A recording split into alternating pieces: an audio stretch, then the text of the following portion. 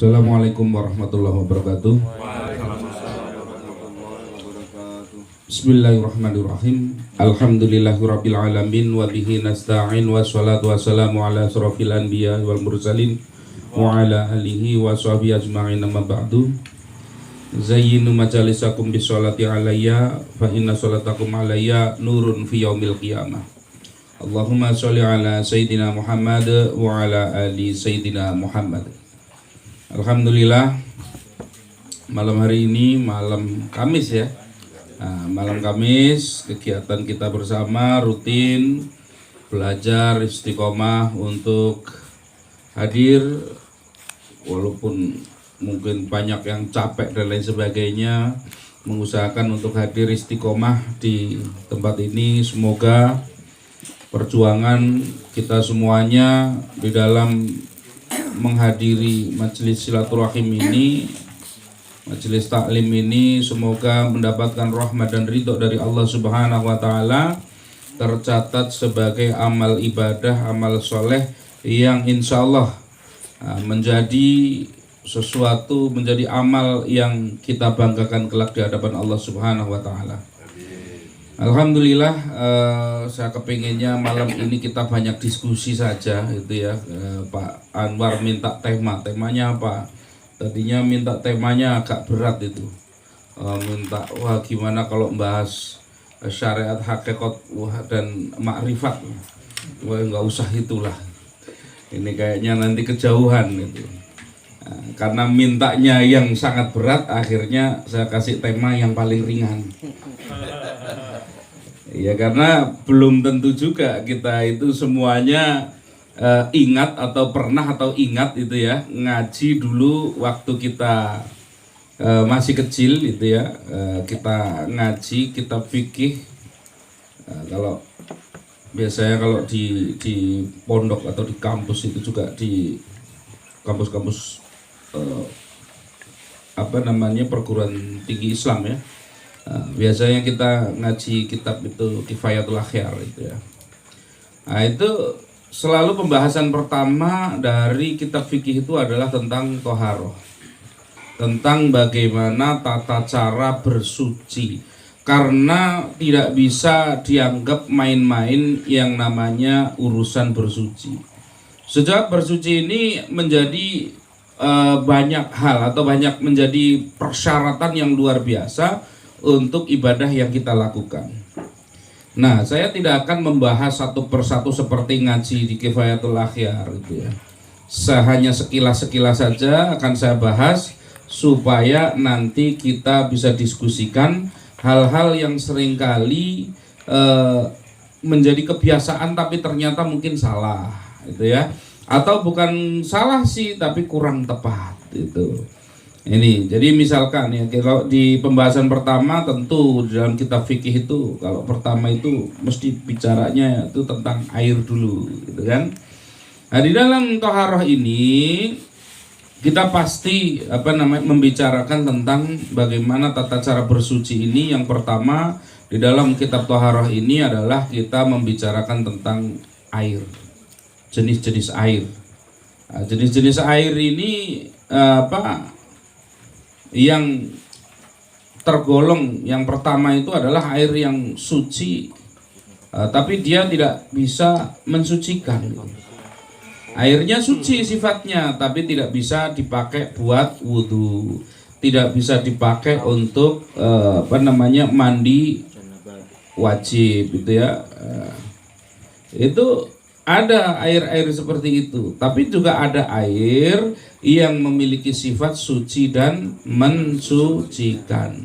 Yang pertama adalah air yang suci tapi tidak mensucikan. Contohnya apa? Contohnya air teh.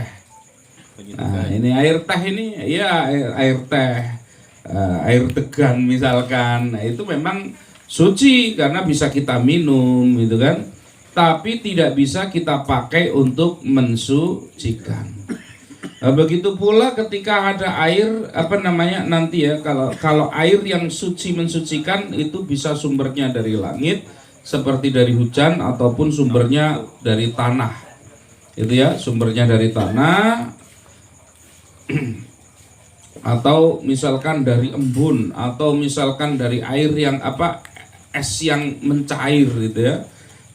Itu boleh dipakai, atau dari air sungai, dari air laut misalkan, boleh itu dipakai, digunakan untuk berwudu gitu ya. Itu suci dan mensucikan. Ini saya singkat-singkat karena nanti biar kita masuk ke pembahasan yang penting gitu ya. Ya semuanya penting, tapi ini saya yakin paham lah. Nah, terus kemudian ketika sudah berbicara tentang air yang suci dan mensucikan, tentu kita itu juga akan berbicara tentang air yang najis gitu ya. Air yang najis ini bagaimana? Itu tadi, air itu yang tercemari dengan najis, di mana jika dia itu jumlahnya kurang dari 2 kulah gitu ya, maka dia itu ketika terkena najis maka tidak boleh digunakan. Ini 1 kulah itu berapa? 1 kulah itu gini nih, tangan ini segini nih. Ini jadi panjang kali lebar kali tingginya itu segini. Nah, dari siku sampai sini, ya kira-kira 45 cm kira-kira gitu ya. Nah, jadi panjang berarti panjang ya, panjangnya, lebarnya, tingginya itu, tapi airnya bukan baknya. Nah, volume airnya lah itu minimal 2 kulah. Jadi 90 cm. Itu ya. Nah, 90 kali 90 kali 90 berarti kan gitu. Volume airnya, tapi jangan sampai salah, nanti baknya besar tapi airnya sedikit. Ini, dan ini menjadi problem, menjadi problem di masjid-masjid, karena kita kan bahas problem yang sering terjadi. Problem di masjid-masjid itu kalau bikin cucian kaki, ya cucian kaki habis wudhu kita turun itu kan kecucian kaki itu. Orang mau masuk ke tempat wudhu nyemplung dulu, selesai wudhu nyemplung lagi. Hati-hati, itu dihitung beneran itu volume airnya. Kadang-kadang sering saya temukan ternyata tidak masuk. Banyak masjid-masjid yang tidak memperhitungkan ini. Cuman yang penting ada kotakannya buat cuci kaki. Loh, kalau itu orang dari luar bawa najis, itu air malah ninggali najis. Ini malah ninggali najis, ini malah bahaya yang seperti ini. Ini di tempat saya dulu ada tempat cuci kakinya itu. Saya hitung dulu. Ini volume harus sekian. Tidak boleh kurang dari sekian. Kalau kurang dari sekian harus ditambah. Karena khawatirnya orang datang langsung nyemplung, wudhu, keluar lagi, nyemplung lagi. Nah, ini kalau tidak, volumenya tidak masuk, maka dia akan menjadi air yang najis. Berarti sholatnya bawa najis. Ini umum nggak terjadi. Nah, padahal di masyarakat kita yang penting ada tempat cuci kakinya. Nah, mohon maaf itu bahaya itu ya.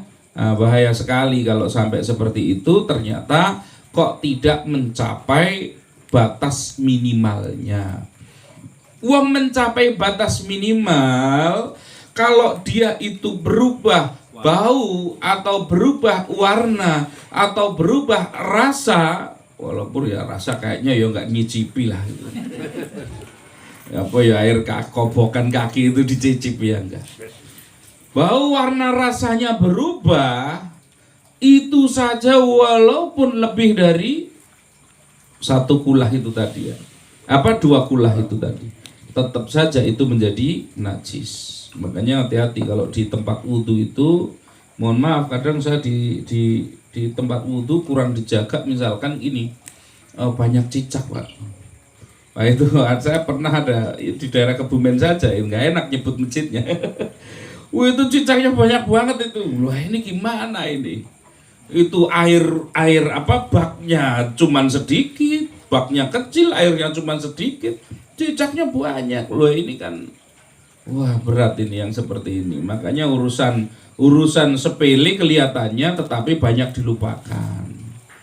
Nah, maka kalau menjadi takmir masjid lagi.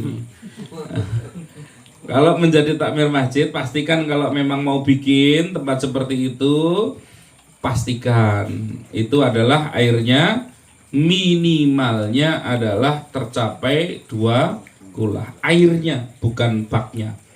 Kalau itu ditaruh di depan tempat kamar mandi